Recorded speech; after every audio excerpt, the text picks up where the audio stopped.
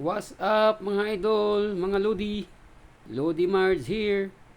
Nandito ako ngayon sa Ermita mga idol. Pumunta ako dito sa may OWA Seafarers Hub.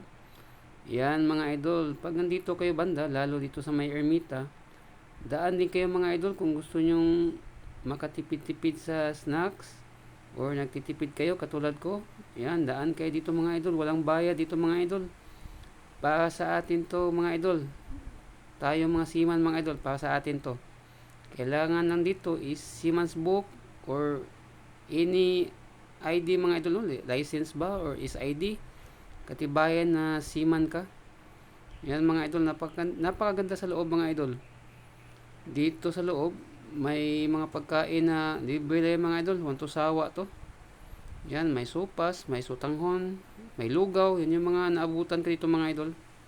Nakailang balik din ako dito kasi laking tipid nga mga idol. May tinapay, may kape, may lugaw, maganda pa yung tambayan, aircon yan mga idol ha. Tapos free internet mga idol.